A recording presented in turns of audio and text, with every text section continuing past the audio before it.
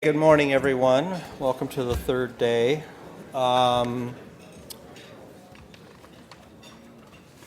Just a couple quick reminders. Be sure to visit all the exhibits during the break sessions. These are the people that really support us and help make this possible, so we need to give them lots of support. Spend some time with them. And then again, when we finish here and move over to the other room, be sure to take all your stuff with you because they lock these doors while they break this down and get it ready for lunch. Our first speaker this morning under What's New in My Field is Chris Anderegg. She was born and raised in Utah. She attended the University of Utah for both her undergraduate and medical degrees. She completed her residency in emergency medicine at Harbor UCLA in Torrance, California, and then worked as a junior faculty member there and as an attending at Long Beach Memorial Hospital for the year following completion of her residency. She and her husband returned to Utah in 2005, and she's been working with Epic at Ogden Regional and Davis Hospitals since moving back to Utah. She enjoys all things outdoors, especially hiking, rock climbing, and boating, and says she also likes her husband and her 3 kids, too. Yeah, most of the time. So with that, Chris is talking about emergency airways. Take it away.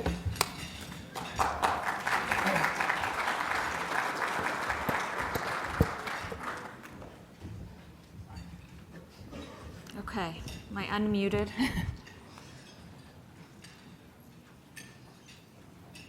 So, as Dr. Whipple mentioned, I'll be speaking on emergency airway management, what's new in my specialty, and I've been, as he mentioned, working in the emergency department at Ogden Regional and Davis Hospital since coming back here. And the objectives for this talk, we're going to review indications for emergency airway management, review airway algorithms for the difficult, failed, or crash airway, and highlight some of the new tools for airway management and some of the new online resources and resources for your handheld device to assist you with airway management. Airway management is one of the most critical skills in emergency medicine. When a patient comes in, their situation can change rapidly, and there may be many indications for intubation or control of their airway. If they can't oxygenate, for example, if they have severe pneumonia or ARDS, and they can't keep their SATs up even with a non-rebreather. If they can't ventilate, such as with severe COPD, or with a head injury or an overdose. For airway protection, such as with a massive upper GI bleed, again with head injury or overdose, airway trauma, or if there's impending airway compromise, such as a patient that may have had an injury to the neck, where they may have an expanding hematoma, an allergic reaction that could be getting worse, an illness that could cause compromise of the airway. And you have to be ready for anything and everything. And I remember when it really hit home to me, my goodness, I need to have more than one trick up my sleeve. It was shortly after I finished my residency, and as Dr. Whipple mentioned, I was working at Long Beach Memorial, which is a 60-bed hospital in Long Beach, California, and 60-bed emergency department. It's a huge hospital. And we got a call that a trauma was coming in, and she was a gunshot wound to the face.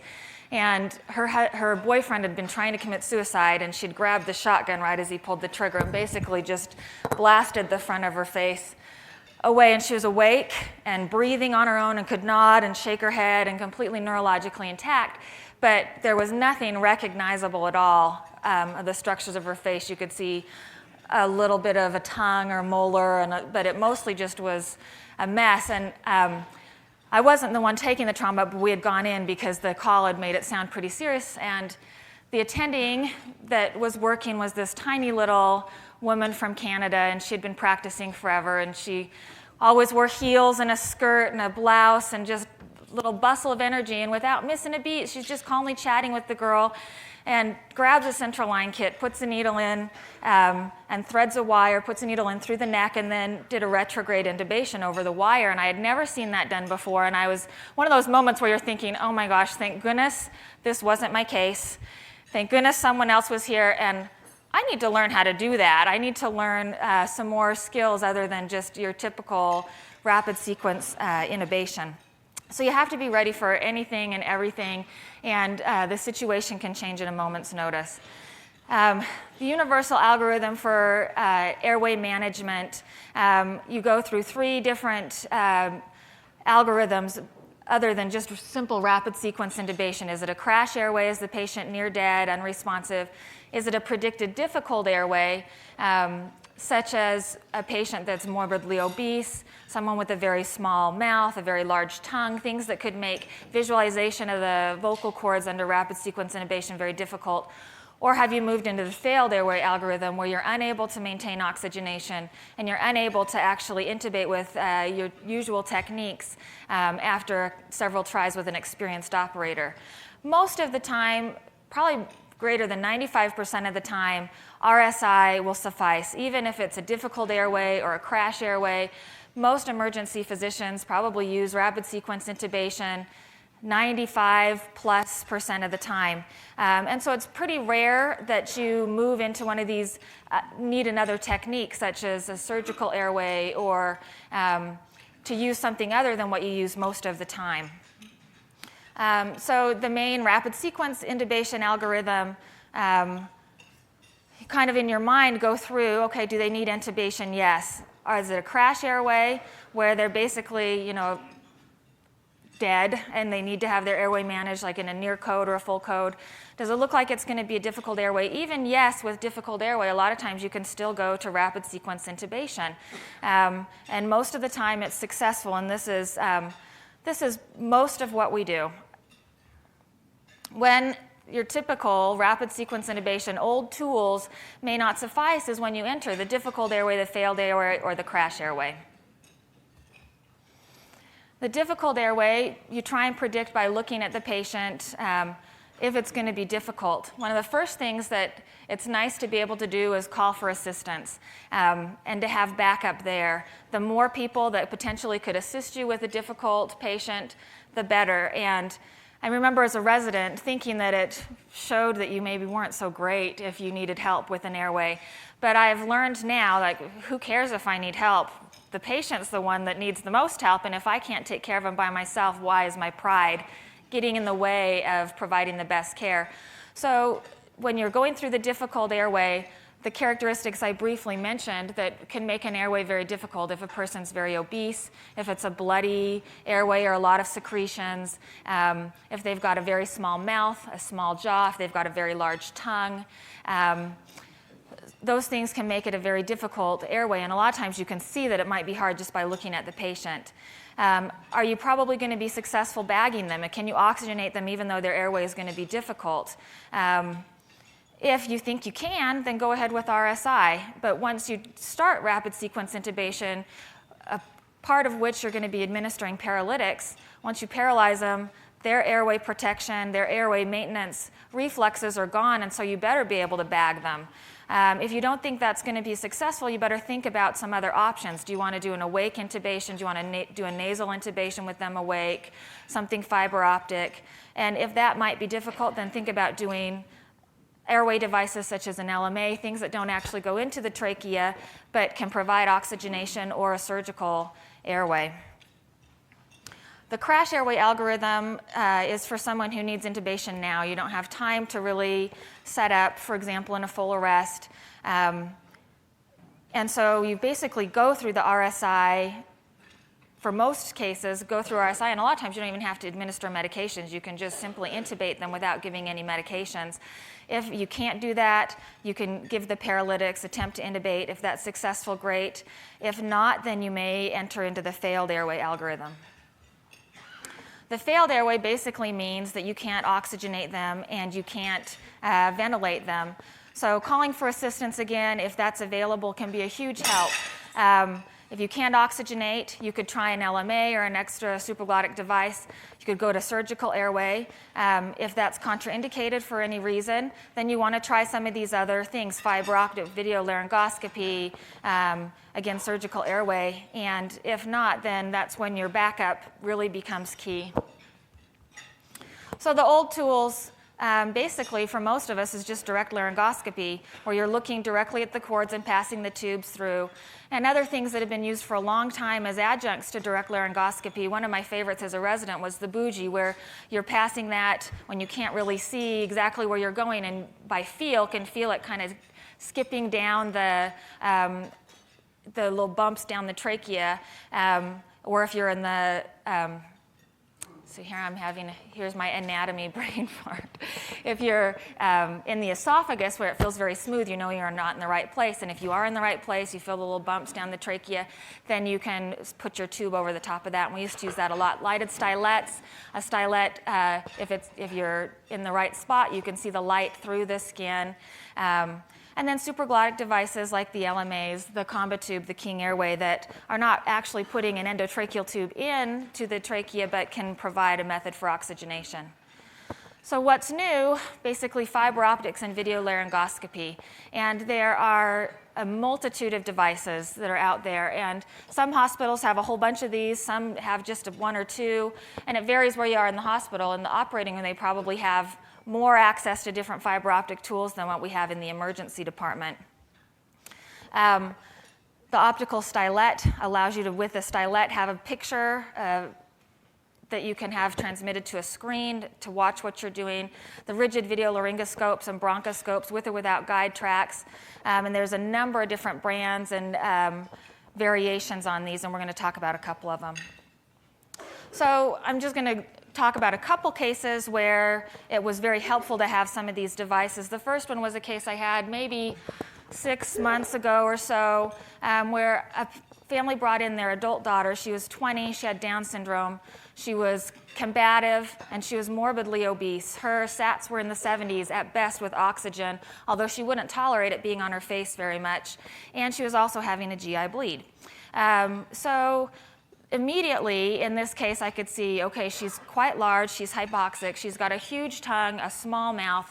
She has the potential to be a very, very difficult airway, and as soon as we give her anything to take away her drive, her SATs are going to go even lower. And so the first thing that I did was call for backup with both pulmonary and anesthesia. Case 2 was a 35-year-old male that came in after a motorcycle accident.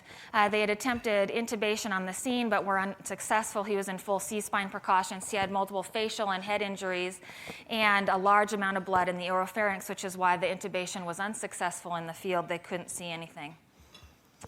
So I'm going to talk a little bit about the AirTrack. This is a device that allows you fiber optically. There's at the end of the blade is a fiber optic video where you can look through, see if I can figure the pointer, look through here to be able to get a better view of the glottic opening. It also has the capability to be hooked up to a video screen so that you can do it as a video rather than direct visualization through this little eyepiece there. It gives you a much bigger view of the glottic opening without having to adjust the neck to align the oral pharyngeal and laryngeal access. You don't have to be able to open the mouth much more than to just slide the thing in.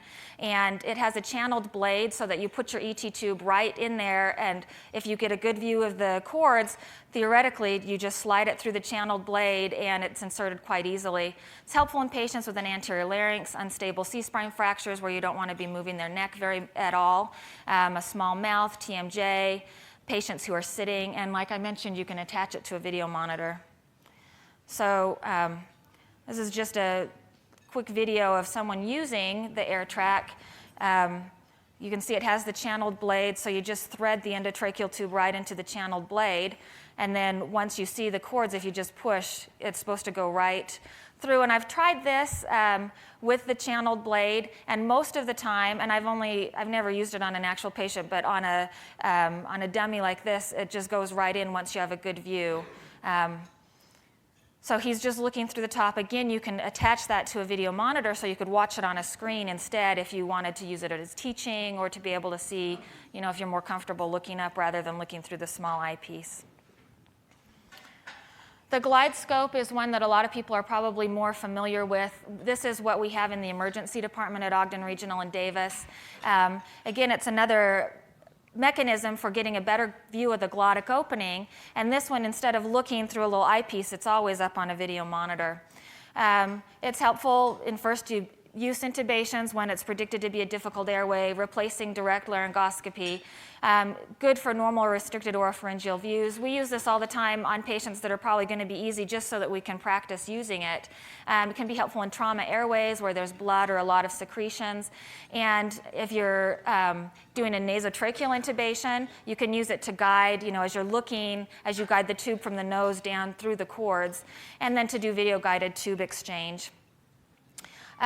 This one, when I first started using it, I felt like it was a little bit tricky because you're used to looking in the mouth when you intubate to see where you're supposed to be going, and it felt really hard to be switching back and forth, mouth screen, what am I supposed to be doing? And so when you're using it, you want to look into the mouth as you're introducing the scope, look at the screen as you're getting your view of the glottic opening, and then back in the mouth as you put the endotracheal tube in the mouth, and back at the screen to thread the tube through the cords. And in my experience with the glide scope, it's pretty easy to get a good view, and then the tricky part becomes getting your endotracheal tube to the cords. Like you're looking at it and you're like, I can't get this past. And most of the glide scopes come with special stylets that you use with the glide scope, so that helps be able to get through. Using just your regular stylet, sometimes it's very difficult.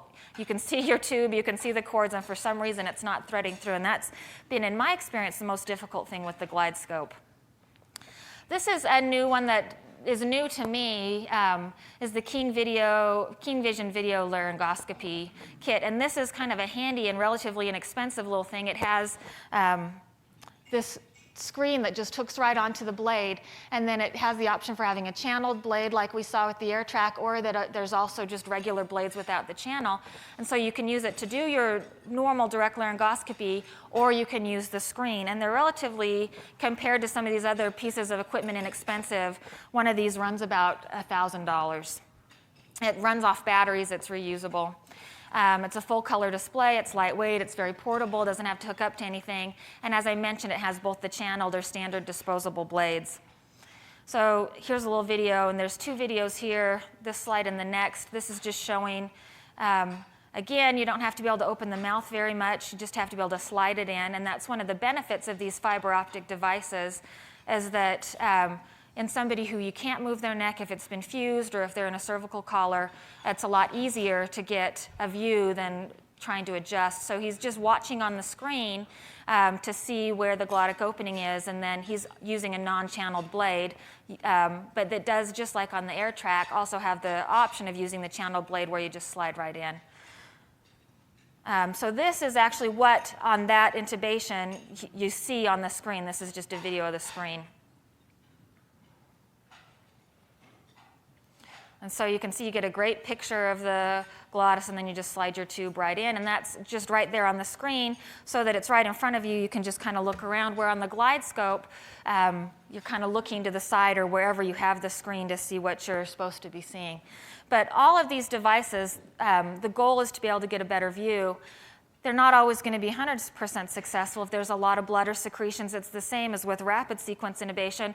If you can't get the suction to clear the secretions, it doesn't matter if you have a great view of all the blood that's in front of it. Some other additional new resources. There's a ton of online education and resources, and I'm going to just touch on a couple of them.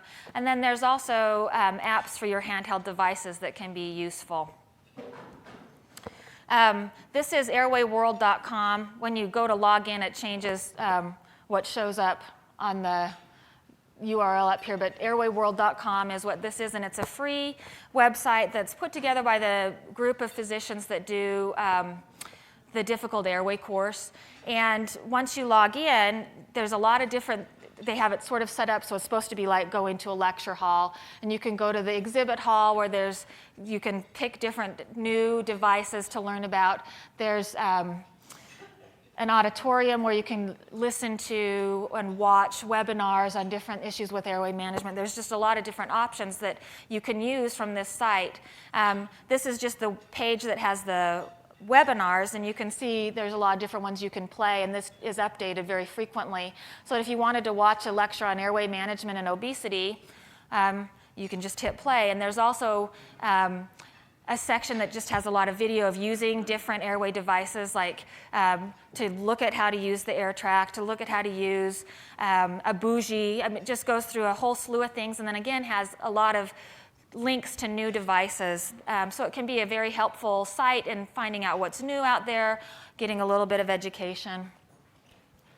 This is airwaycam.com, and the Airway Cam group, they actually also do training for intubations and produce a lot of videos. And it's kind of similar with what's available. There's a bunch of videos and lectures available through the Learn and through the Train. And it's kind of the online airway training gives you opportunities to go through cases and watch videos for different scenarios for airway management. So it's also a very good website that can give you a lot of information when you're trying to, okay, well, I've never used the air track. What would I do if I had that in my department? This is the difficult airway application. This is just the screen of my phone with a picture of where you can go to get the app. And it has similar, just a lot of things. The main menu here, it has pictures of the airway anatomy, the algorithms that we went through earlier, steps for predicting the difficult airway, and then this is probably what I find most helpful. It has a calculator for your medications for RSI, so you just put in the patient's weight and what drug you want to use or different drugs, and it tells you how much you would want to administer, which is kind of nice. It also has video clips of different methods for airway management, and so it can be very helpful as well, and it's kind of nice to have in your pocket someone doing the math for you on medications. So case 1. Difficult airway was anticipated based on this patient's body habitus. So anesthesia and pulmonary were called for backup. And we decided not to give her paralytics. We just gave her some propofol. We didn't want to totally take away her respiratory drive. So we gave her propofol for sedation. And then she was actually pretty easily and smoothly intubated just using the glide scope. And it went a whole lot easier than I was anticipating it was. But it was nice to have the backup and nice to have the glide scope with a small mouth and a big tongue. It would be difficult to get the blade in there on just a typical rapid sequence. Case 2, my first attempt to intubate using RSI was unsuccessful. I couldn't see anything either, and with him being in full C-spine precautions, it was difficult. My inclination would be to try and hyperextend his neck more, which obviously in a potential spinal cord injury you can't do. So a second attempt was performed using the glide scope, and I did use RSI meds. But using the glide scope and a lot of suctioning, the airway was very anterior but easily visible once we had suctioned everything out, and the ET tube was passed with some difficulty but successfully. So in conclusion, rapid sequence intubation is going to be successful probably more than 90% of the time using your standard direct laryngoscopy, but it's essential to be familiar with the other techniques and to have a few other tricks up your sleeve in addition to surgical airway. Because obviously it's nice to avoid that if you can. And there's new technology being developed all the time. When I was looking at that airwayworld.com, there were so many little devices that you could go look at. There was one that as a mouthpiece you put in that supposedly helped if you're doing a nasotracheal intubation, that if you put this mouthpiece in the patient's mouth, it guides the tube down the cords, and it had a little video of the developer of that using it. Just all kinds of things that are just constantly being developed, and there's virtual classrooms on the web so that you can, on your own, without having to go to, for example, the difficult airway course, get a little bit more exposure to what's out there and how you might be able to incorporate it into your practice. Any questions? Yes? What about in the NICU? Is there any tiny That's one of the limitations of all of these is that, and I don't know if the NICU people know more about what's out there, but for the glide scope, the blades don't go down small enough for small children. I think the age 8 is probably the smallest. And the same thing with the airway track, although they do have pediatric, a version of the air track that's peds specific, but I don't know for preemies if there's anything quite that tiny. I didn't look at that specifically, but on that Airway Cam website, they have a section specifically for pediatrics, so there may be something out there that I didn't look at. Anything else? All right.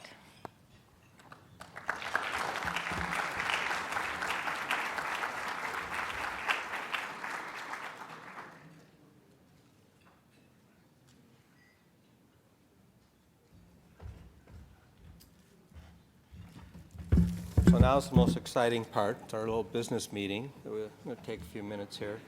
Last year we gave out